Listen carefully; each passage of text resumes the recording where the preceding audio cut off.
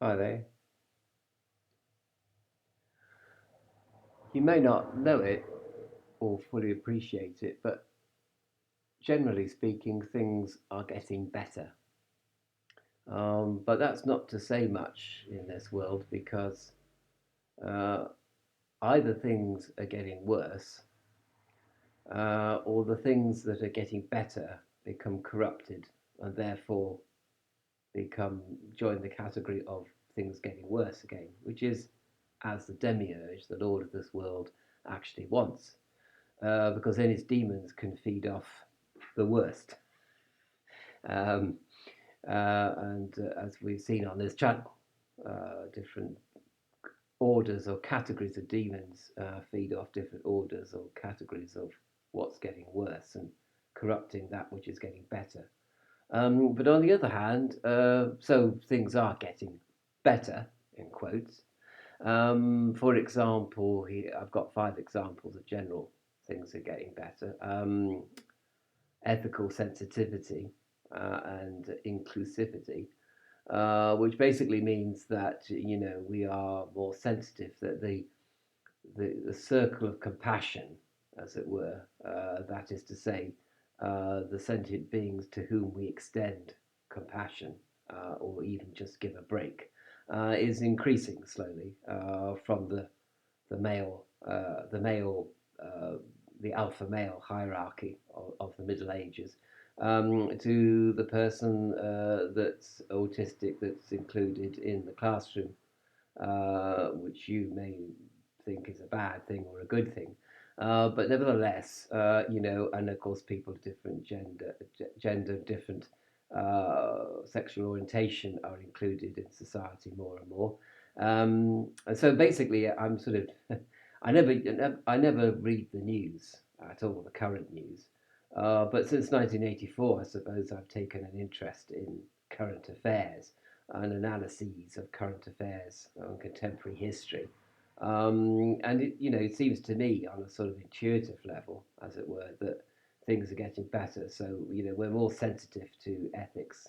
We're more aware of ethical dilemmas and practical ways of solving those dilemmas or even just living with them. And then again, so following the sort of the so that spirit, that's following the order of the elementals. So spirit is to do with ethics, ethical considerations. I think there is an increasing amount of political transparency and even accountability. Of course, I say that, but the thing about the open hand, somebody opens their hand to you to indicate they haven't got a knife in their hand. Very often, that can conceal some other conspiracy. So there's things that they're not showing you, and there are things that they are showing you, which they think will keep you quiet and keep you from investigating further. So sometimes transparency. Sometimes you can hide things in full view. So sometimes things are hidden from the public and literally in full view of them. And as for accountability, well, it's possible to feign accountability, but in actual fact, governments and politicians are still just as unaccountable as ever. It's just they kind of shift the furniture around, so it looks like things have changed. So there again, you could say, on the one hand, political transparency and accountability is increasing, but on the other hand, that can easily be corrupted. So it's actually not it's not getting better. But things perhaps are not getting worse. They're just just the same as they've ever been, which again is how the demiurge likes it. I'd either like things getting better, seemingly, and be corrupted so that things are actually getting worse, or on balance, things are staying the same, since basically the amount of energy just doesn't change in this particular ecosystem. It's the amount of energy that's available for the demons to feed on, which is what they like to do. Um, so that's kind of fire. I put that with a fire I'm not quite sure why I put that as a fire attribute. Anyway, I did. So then going on to water attribute, increasing psychological understanding and insight and even dialogue. So people are talking to each other about things, about their feelings, and there's increasing amounts of things about cognitive behaviour and how to change the way you look at the world and to counter depression, because a lot of misbehavior or antisocial behavior arises from depression or is aroused by depression. So changing the way people look at the world is a good idea, and there's increasing psychological understanding of children's development, psychological development, ever since Piaget and onwards, really. So things that people are not just good or evil. There's a reason why people do what they do. So there's increasing sociological understanding as well. Um, it hasn't really extended to the Palestinian question because over the years, Israel has delegitimized the Palestinian question to such a degree that whenever people demonstrate or even do things worse or even do some kind of terrorist action on behalf of the Palestinians, people see this as just random evil things that people are doing for no reason, which is how Israel likes it. Basically, it wants people to say that anybody who complains about Israel's policy towards the Palestinians is just being randomly evil and awkward, and they don't have any basis or legitimized reason for their complaints. Of course, I'm not in favour of political violence in any shape or form, but all I'm saying is if you understand something, although you're not condoning it, you're not condemning it or seeing it as just some sort of some sort of random evil act that people are doing because they're mad, or because, as Israel also likes to say, terrorism is big business, sort of thing. So, which is another sort of get out clause that they use. So, understanding of how people behave, how people think, that's increasing in a positive sense, I think. So, generally speaking. It all depends on where you live and what culture you live in, and what access there is to information, of course. So we go on to the air attribute, and this is what I call refinement of scientific methods. And science is becoming more accurate with the use of computers and AI and computer modelling. And for example, little thing, not a little example, but quite a big example is vivisection. As a result of the vivisection movement, the anti-vivisection movement, science has responded, by the three R's, replace, refine, and reduce. So, by using cloned mice, for example, you can use 10 mice in an experiment instead of 100, for example. But there's also refinements done to reduce suffering of animals, and there's a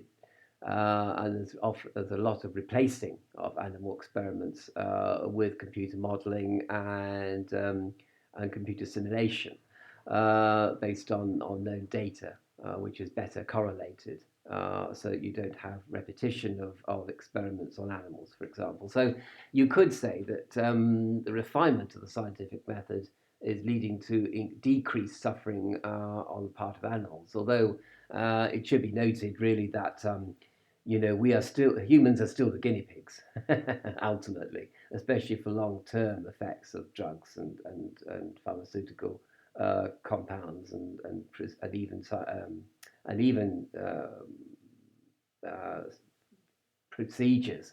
Um, so we're still the ultimately the guinea pigs, basically. And that's basically, how else can you do it, really? But things are getting more refined in that aspect as well. So we're no longer crudely used as guinea pigs, but as rather more sophisticatedly. And then finally, we come to the Earth. Um, this is a bit of a peculiar one, but I mean, there's increasing institutional finance. I know nobody likes corporations. It's fashionable to hate the corporations, but the money that they do produce, the billions of dollars that they produce in profits, is all pushed into research and development and science and technology, but not only for their products or sets of products, but also they endow a lot of money into institutions that are involved in medical research, for example, which are not connected with their own sphere of influence. And this is all to the good, and this has actually been increasing over the decades, over the last century indeed. And of course, this does sometimes lead to some jerry rigging of facts and figures so that products can be sold and services can be sold better. I understand that too. One should go into these things with an open eyes and not just naively say everything's getting better because, as I said, the demiurge can corrupt what is getting better, in quotes, to make it, in fact, in many ways worse than it was before. And that's quite possible. That's a possible scenario in this world, as we all know too well. And but The fact is that we have also an increasing sense of preservation and technology of preservation, both of health, human health, animal health, and environmental health. So there's increasing emphasis on preserving environmental health, for example, and research and technology are used to that end, and that's good. That's an increasing amount of preservation. So, if like the preservation part of this world, of the preservation of preservation is one of the three forces, and that's certainly increasing. And humankind is taking control of the acts of preservation which occur naturally and improving on them as well. And Also, there is increasing creativity in terms of innovation and exploration, and that's kind of I've covered that already with the refinement of the scientific method. So all this is increasing. So this is two-thirds of the triangle. So we're two-thirds of the demiurge's triangle, but of course the third, the third is the increasing power of self-destruction of humans and other species. So it wouldn't be this world without the three sides of the triangle, one of which increased destruction, forces of destruction, and the ability to destroy. So that's increasing as well. And I suppose that's what current media attention is focused on the current methods that we have. And some things appear to be getting increasingly worse. For example, for decades now, the United States has wanted to fight a nuclear war, a limited nuclear war, as they call it in Europe. Current affairs may indicate that somebody in the Pentagon has their wish in that regard.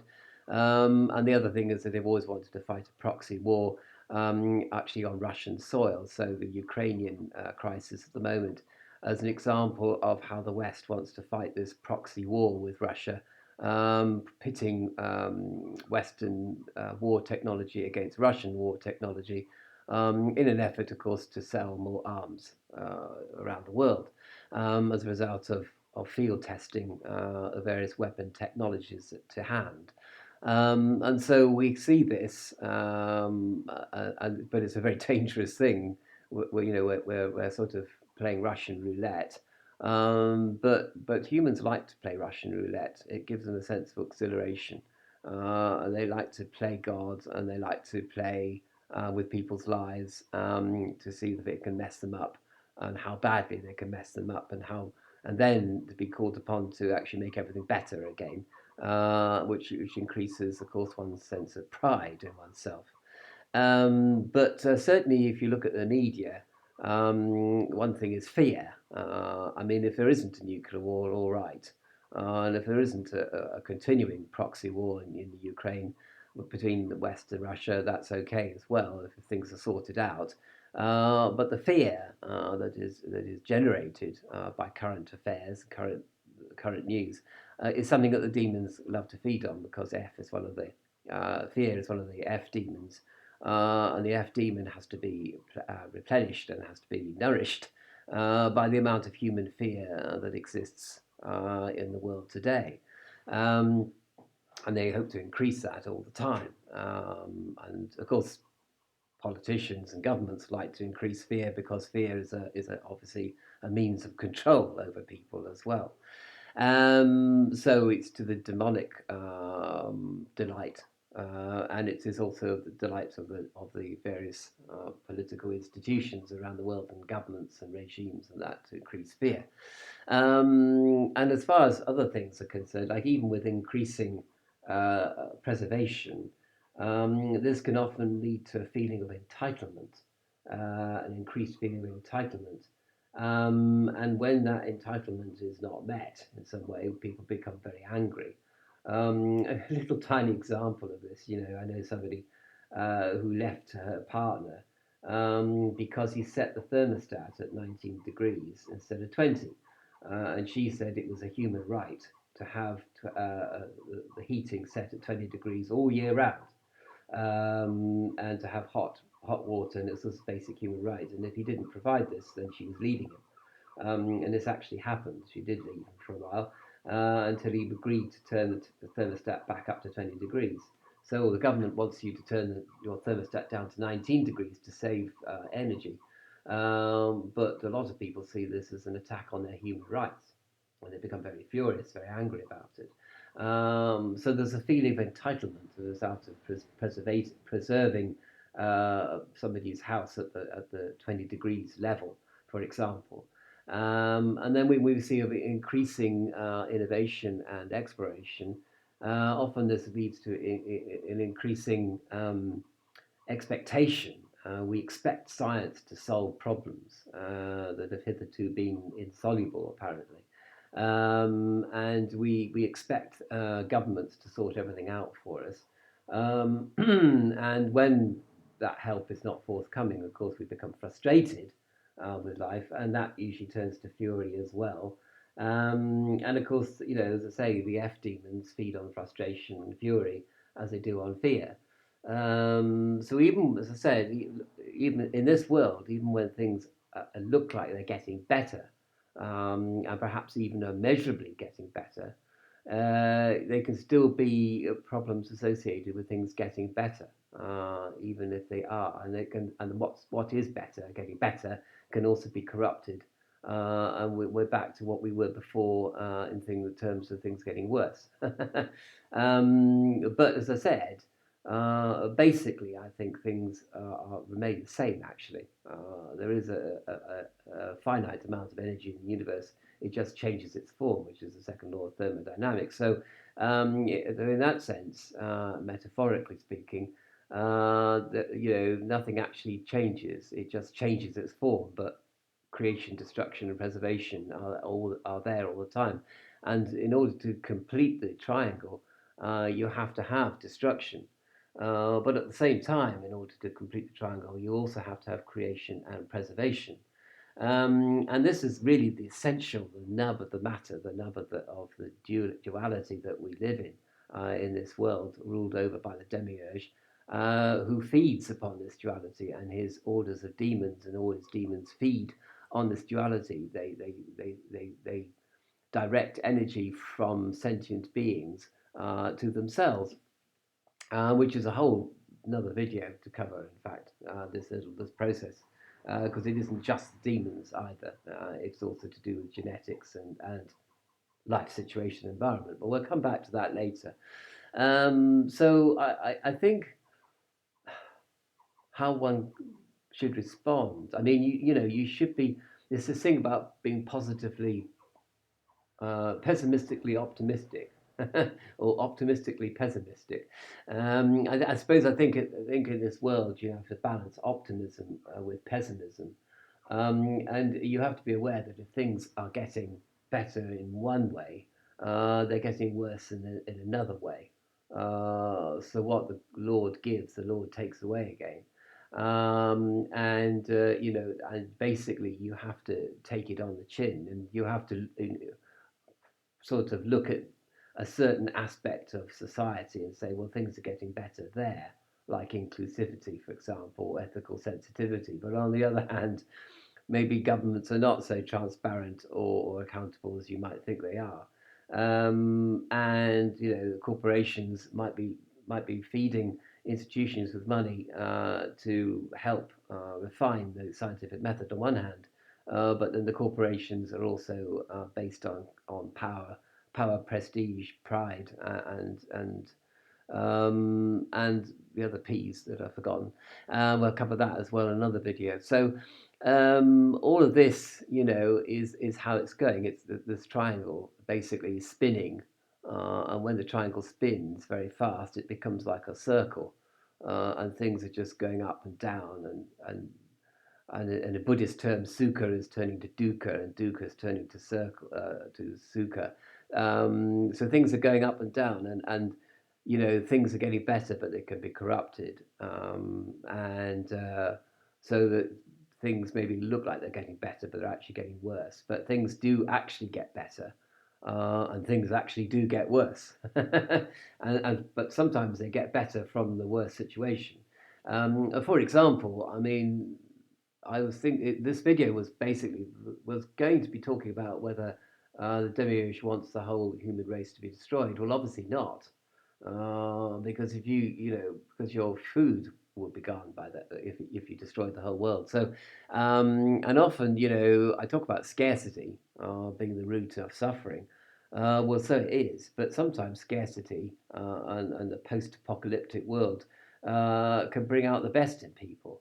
So the demiurge has to make sure that the best of people is corrupted, so that only the worst of people kind of prevails. Or even if there is a getting better, that it isn't, it's either limited or temporary or both. So you have to look at this world as it is, and non-judgmentally as well, because you have to bear in mind that everything that happens, that everything that you feel, and everything that your neighbour feels, and everything that your country feels, is fodder for the demons that feed on it. So they either feed on positivity, turning into negativity, or negativity itself. And basically, positivity and negativity lead to some kind of suffering on somebody's part, and it's on that suffering that the demons, the P demons, and the F demons feed. And that's just the way it is. That's just natural law, as it were. Which is why Gnostics, obviously, well, Gnostics have had an experience which has directed their attention to the fact that there is a transcendental world, and a transcendental God that is beyond duality, the God that doesn't feed on your suffering, that doesn't feed on any part of you, suffering or otherwise. And that would be the transcendental God that Gnostics would believe in and have direct proof of through the direct experience of spirituality, which is neither from some kind of book or some kind of method, but just an experience arising spontaneously, despite what this world has to throw at us, and despite the suffering of this world. So I hope I presented something which is supposed to give you hope, but hope tinged with realism, as it were. So I'm saying basically you should be hopeful, but you should be realistic, and your expectations should be low, really, and your entitlement should be low. And your view of things getting better and getting worse should be pretty local, in fact, or even simply confined to yourself, and perhaps to your immediate family or immediate circle of friends. but you're not expecting anything greater than that, and you don't think you're entitled to anything greater than that either. And basically, to understand that you should not give the demons the satisfaction of having you all wrought up in total fear and loathing and disgust and dread. You should not give them the satisfaction, so that you should keep your fear to a minimum, despite what the media keep on telling you, and that's very important as well. So I hope this has been helpful to you. I'm not quite sure how Gnostic this discussion has been really, or it may be the fact that the crux of Gnosticism itself, basically, which is something that I have here presented.